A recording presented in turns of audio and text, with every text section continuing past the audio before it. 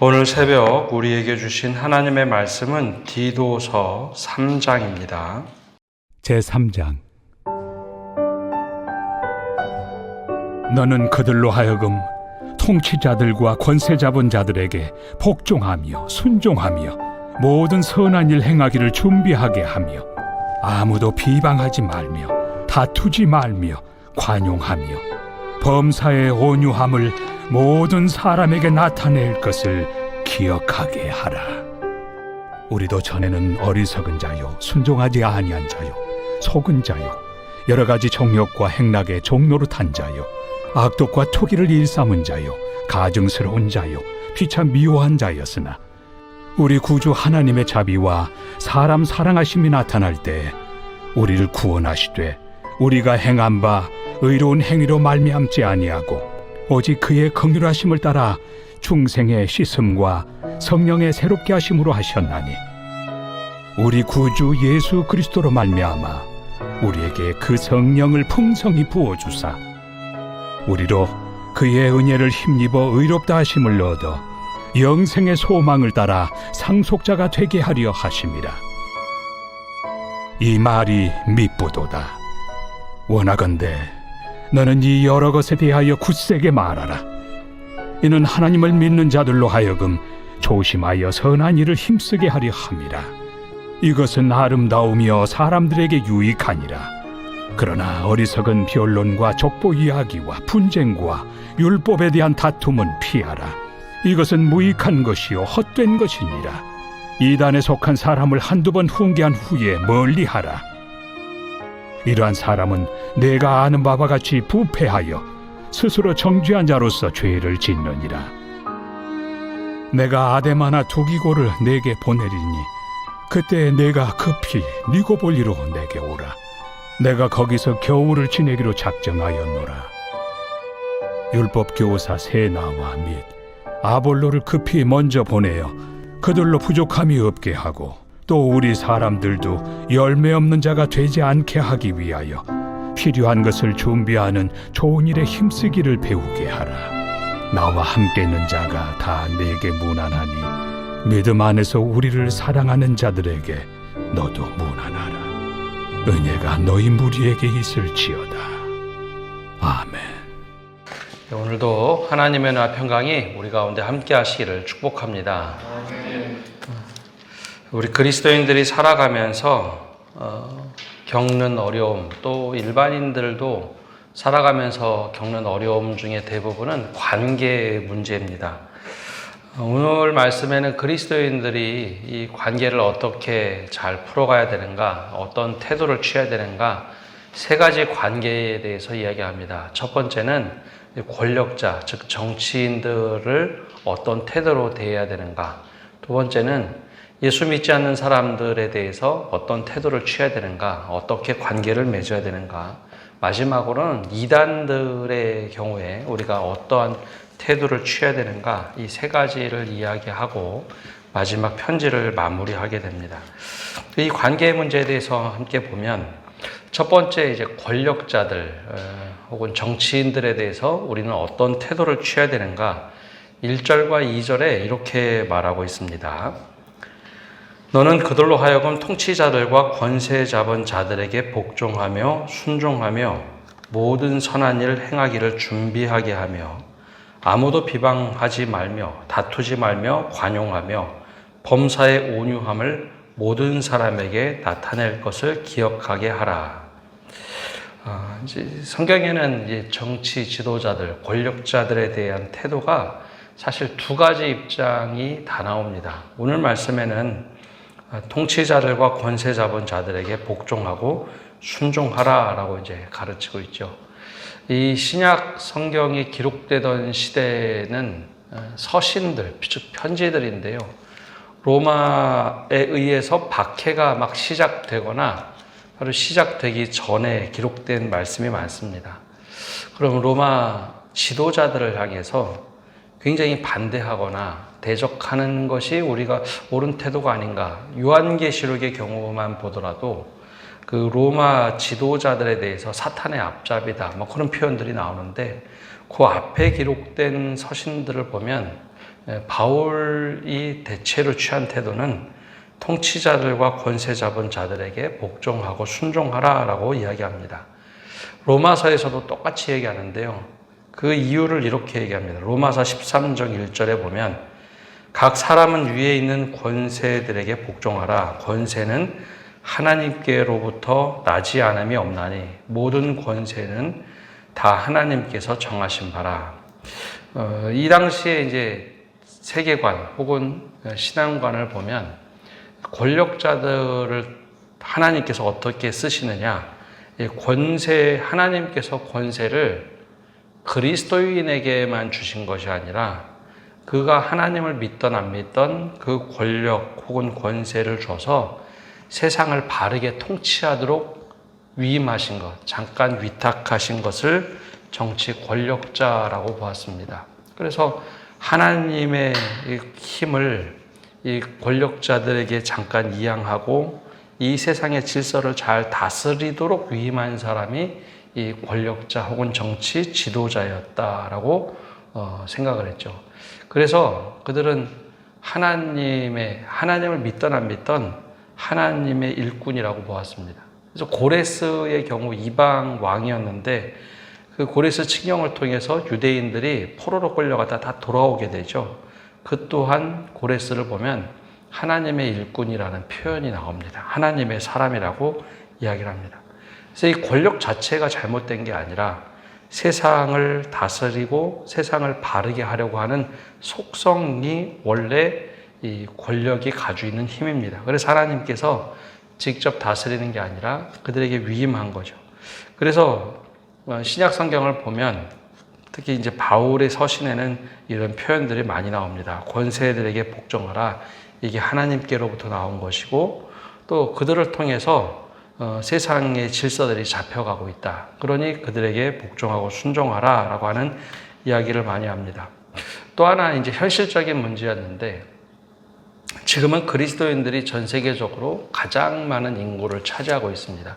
근데 이 로마 시대까지만 하더라도 요 초창기 교회가 막 세워질 때만 하더라도 이 그리스도인들은 아주 소수였습니다. 이게 누군 그리스도인들이 있는지 없는지도 모르는 시대, 더군다나 권력자들과 충돌이 났을 때 불필요한 소요 때문에 비난을 받거나 사회적 문제를 일으키고 이 사람들은 사회 문제를 일으키는 사람들이야 라고 오히려 낙인 찍혀서 복음이 퍼지지 않는, 복음이 그냥 제자리에 머물거나 사라지도록 하는 것을 굉장히 경계를 했습니다. 그래서 그리스도인들 그러면 성경이 계속 반복해서 신약 성경에 나오듯이 이 사람들은 정말 법 없이도 사는 사람들이다.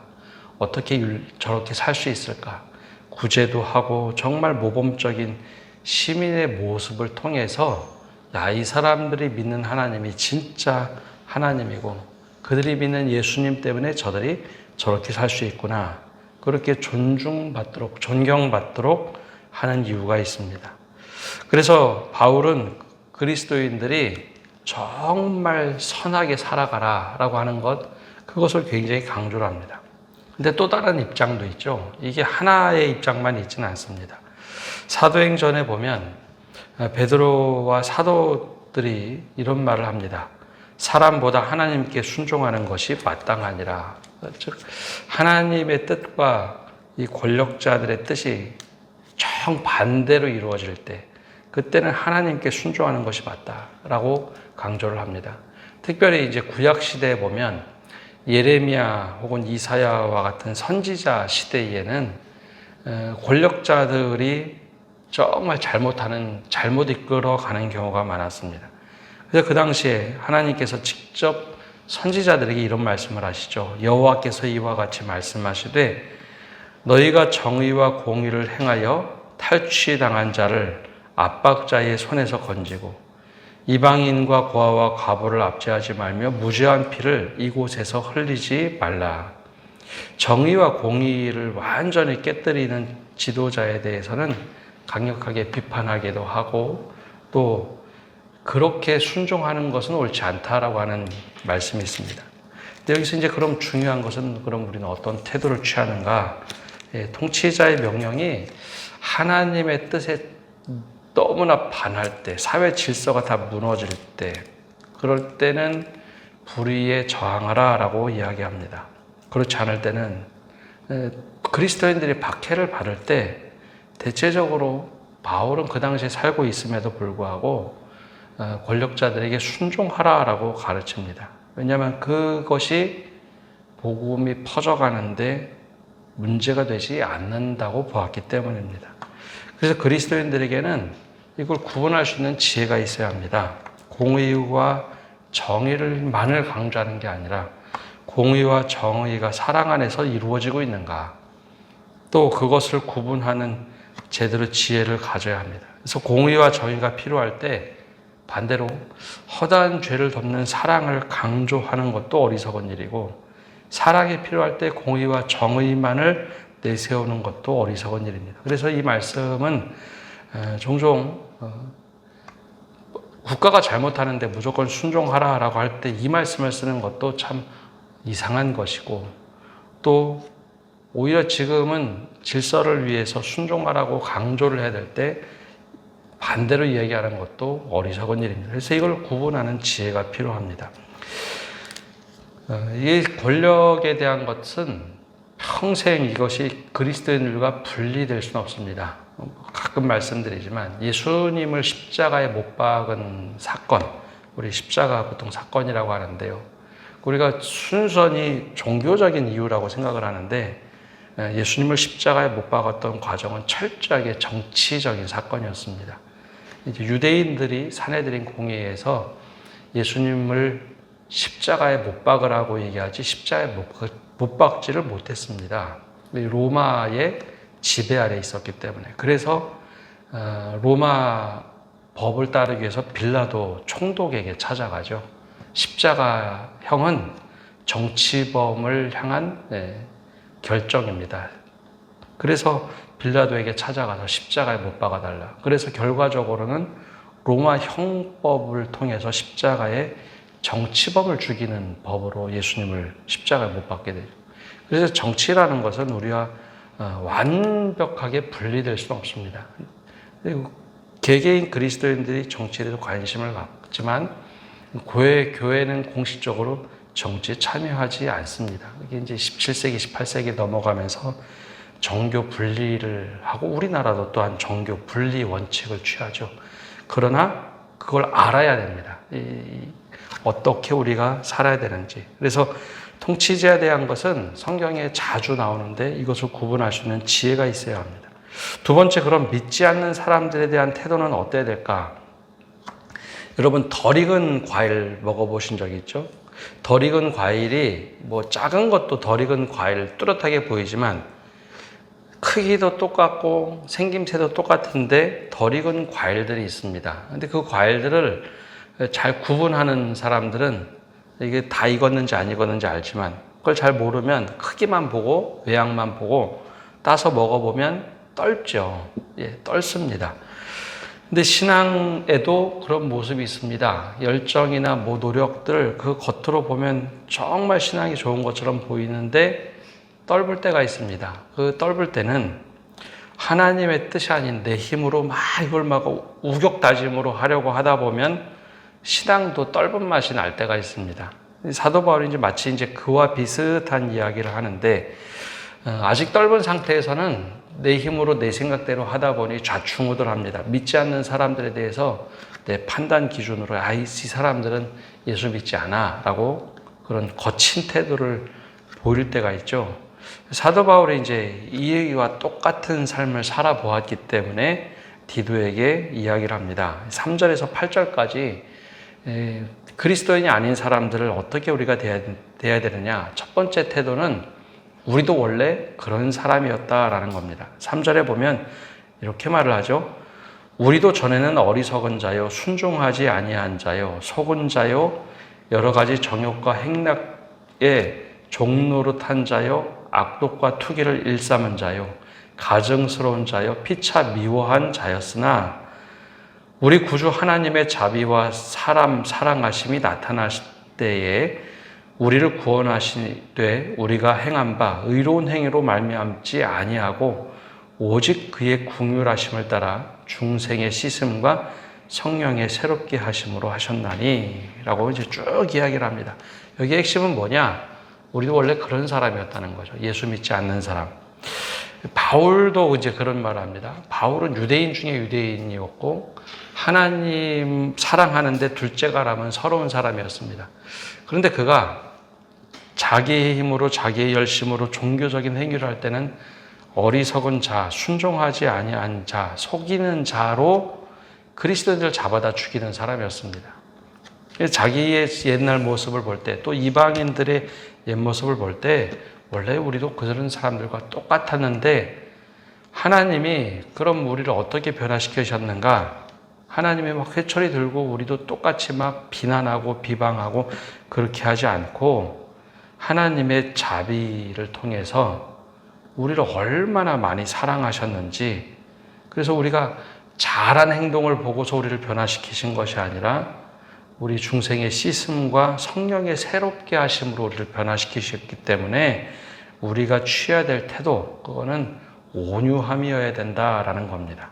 우리도 원래 그런 사람이었으니까. 근데 우리는 종종 이걸 잊고 살아갑니다. 우리 옛 모습을 잊고 우리는 처음부터 태어나면서 그리스도인인 양, 하나님을 잘 믿는 사람인 양 착각을 합니다. 근데 바울이 이제 그런 얘기하죠. 나 또한 어리석은 자요, 순종하지 아니한 자요, 속은 자요. 그러면서 예전의 모습이 나도 저 사람들하고 똑같았다고. 근데 하나님의 사랑과 자비가 너무 내 삶에 넘쳤기 때문에 내가 그걸 생각해 볼 때 그 사람들을 함부로 대할 수 없다. 즉 나의 옛 모습을 대할 때, 자기 옛 모습을 대할 때 막 비난하고 비방하고 그렇지 않죠. 안타까움이죠. 안타까움. 그러니까 우리가 예수 믿지 않는 사람들을 대할 때 안타까움으로 대해야 된다는 겁니다. 온유함으로 대해야 된다는 것. 그래서 7절과 8절에 이렇게 얘기하죠. 우리로 그의 은혜를 힘입어 의롭다 하심을 얻어 영생의 소망을 따라 상속자가 되게 하려 하심이라. 그래서 이 말이 미쁘도다 원하건대 너는 이 여러 것에 대하여 굳세게 말하라. 이는 하나님을 믿는 자들로 하여금 조심하여 선한 일을 힘쓰게 하려 함이라. 이것은 아름다우며 사람들에게 유익하니라. 그래서 디도에게 얘기합니다. 너는 꼭 이야기할 것이 있는데 믿는 사람들로 하여금 조심하여 선한 일을 힘쓰게 하려 함이라. 선한 일을 통해서 이 사람이 예수 믿도록 하고, 선하게 우리가 생각해서 권력자들에 대해서 어떻게 우리가 대해야 될지, 그래서 어떻게 하면 우리가 선한 일을 통해서 하나님의 이름이 온전하게 드러날까, 그리고 믿지 않는 사람이 어떻게 하면 영생의 소망을 나를 통해서 믿게 할 것인가. 그래서 이 태도를 늘 취하라라는 겁니다. 그래서 권력자들에게, 예수 믿지 않는 자들에게 이러한 태도를 끊임없이 취하도록 가르치라. 근데 이게 신앙이 제대로 열리지 않으면, 열매가 제대로 되지 않으면 떨죠. 이걸 제대로 깨닫지 못하면 내가 믿음대로 열심히 한다고 내 힘으로 막 좌충우돌 합니다. 그거는 잘못 이해해서 그런 겁니다. 그래서 선한 일을 하도록 힘쓰게 하라. 이 바울이 그리스도인들에게, 또 특별히 디도에게 가르치라라는 겁니다. 마지막으로는 이단들에 대해서 그러면 어떻게 해야 되느냐. 이제 마지막 이단들에 대한 이야기인데요. 9절에서 11절까지 이렇게 말을 합니다. 그러나 어리석은 변론과 족보 이야기와 분쟁과 율법에 대한 다툼은 피하라. 이것은 무익한 것이요 헛된 것이니라. 제가 이제 통칭 이단이라고 했는데요. 이단들을 만나서는 어리석은 변론, 끊임없이 이제 변론을 하다 보면 사람들이 다투는 경우가 참 많습니다. 근데 이단들과 다투면 이 사람이 회심해서 다시 돌아오던가요? 다투면 돌아오지 않습니다. 기분 나쁘거든요. 기분이 상합니다. 여러분, 요즘 시대는 기분으로 사는 시대, 마음으로 사는 시대죠. 기분 나쁘면, 그리고 논쟁에서 지면 기분 나빠서 더 안 돌아옵니다. 그래서 그렇게 하지 말라라는 거죠. 또 여기 족보 이야기했는데요. 족보 이야기는 유대인들을 향해서 하는 이야기입니다. 이단들이 단지 요즘과 같은 이단, 자생하는 이단이 아니라 유대교에서 율법주의자로 잘못 흘러간 사람들이 있습니다. 그런 사람들은 늘 족보 이야기를 합니다. 누가 어땠고 쭉 그것에 대해서 이야기하고 또 율법에 대해서도 얘기합니다. 근데 거기 분쟁하고 다툰다고 결코 좋은 것이 아니라, 그래서 다툼은 피하고 무익한 것이고 헛된 것이니 그러지 말라. 그래서 이단에 속한 사람들은 한두 번 훈계한 후에 멀리하라. 이게 이제 바울의 이렇게 이단들에 대한 원칙이었는데요. 이게 어떤 의미냐면, 이단에 속한 사람들은 이게 자기가 가서 이야기하는 것이 아니라 교회의 이름으로 가서 한 번, 두 번 이게 훈계하라는 겁니다. 교회 공식적인 이름으로 다시 돌아오라. 그래서 두 번, 세 번 이렇게 이야기한 후에 결코 이제 바뀌지 않는다고 하면 차라리 멀리 하는 것이 낫겠다라는 권면입니다. 왜냐하면 안 그러면 계속 다투거나 혹은 오히려 분란만 일으키고, 또 여러분, 이단들은 전체적인 교리를 가리키는 것처럼 보이지만 우리가 가지고 있는 교리 중에는 해석하기 참 어려운 것들이 있습니다. 그럼 그런 틈들을 파서 자신의 논리구조를 아주 작은 것만 반복해서 가르칩니다. 여러분, 넓게 크게 아는 사람과 한두 개만 알고 있는 사람, 확신이 누가 더 있느냐? 작게 아는 사람이 확신이 훨씬 더 강합니다. 넓고 크게 많이 아는 사람은 이럴 수도 있고 저럴 수도 있다라는 유연성이 있습니다. 우리 신앙의 교리는 시대에 따라서 강조점이 계속 변화하기 때문에 교리가 바뀐다는 게 아니라 강조점이 이 시대에 따라서 달라지곤 합니다. 어느 때는 성령을 강조하기도 하고, 어느 때는 예수님을 강조하기도 하고, 어느 때는 아버지 하나님에 대해서 강조하기도 하고, 교회를 강조하기도 하죠. 이게 바뀌는 게 아니라 부족한 부분이 있으면 강조점을 달리해서 점점점 온전하게 만드는 겁니다. 근데 하나만 알고 있으면요, 그게 엄청난 힘처럼 생각합니다. 그래서 종종 얘기하죠. 책 100권 읽은 사람과 한 권 읽은 사람, 누가 더 확실하게 말하느냐? 아는 게 하나밖에 없기 때문에 한 권만 이야기하는 사람이 훨씬 더 확실하게 얘기합니다. 이단들도 그렇습니다. 교리를 많이 가르치는 게 아니라 이것만 이렇게 도식적으로 가르치다 보니 이단들과 논쟁을 하면 대부분의 분들이 끌려갑니다. 왜냐하면 너무 확신을 가지고 이게 맞다고 주장을 하면 우리가 잘 모르는 부분 혹은 좀 모호한 부분에서 확실하게 너무 강조를 하니까 끌려갑니다. 그래서 그 논쟁을 하거나 굳이 다투지 말라라는 겁니다. 그래서 그러면 왜 그렇게 하느냐? 11절에 이렇게 얘기하죠. 이러한 사람은 내가 아는 바와 같이 부패하여 스스로 정죄한 자로서 죄를 짓느니라. 두면 이단들은요, 대부분 교주가 죽으면 얼마 되지 않아서 스스로 분쟁하고 무너져 버립니다. 요즘에 매일 뉴스에서 나오는 통일교도 우리가 보면 문선명 사후에 스스로 무너지고 있죠. 아들들하고 엄청난 경제 때문에, 재산 때문에 분쟁이 일어납니다. 어머니 한학자를 중심으로 아들들과 분쟁하는 것 때문에 계속 소송 중이죠. 그래서 늘 무너지기 마련입니다. 근데 그리고 그랬을 때, 그들이 길을 잃어버렸을 때 다시 돌아오도록 하는 것은 사랑입니다.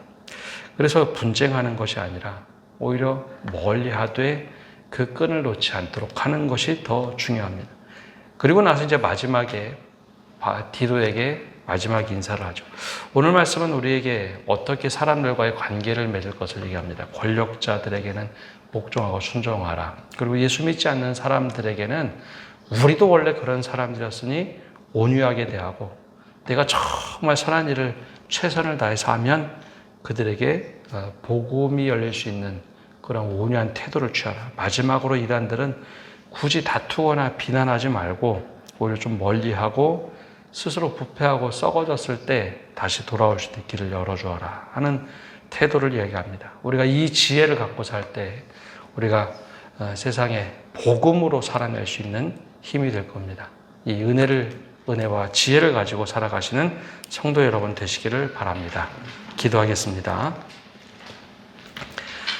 하나님, 오늘도 저희가 주님 앞에 나와서 말씀을 듣고 나갑니다. 주님, 우리가 세상에서 모든 사람들과 관계를 맺어갈 때 지혜를 허락하여 주옵소서.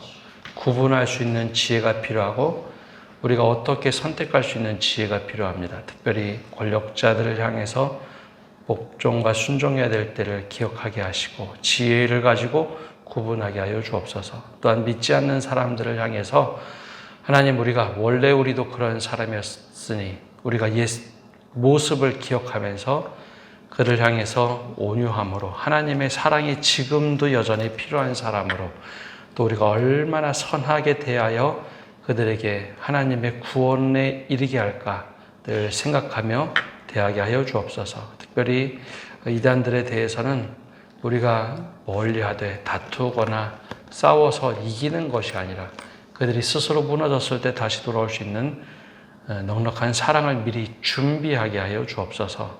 오늘 한 날도 모든 것을 주님께 맡겨드립니다. 또한 다음 주에 있을 말씀 사경의 가운데도 함께 해주시고 은혜 받게 하여 주옵소서.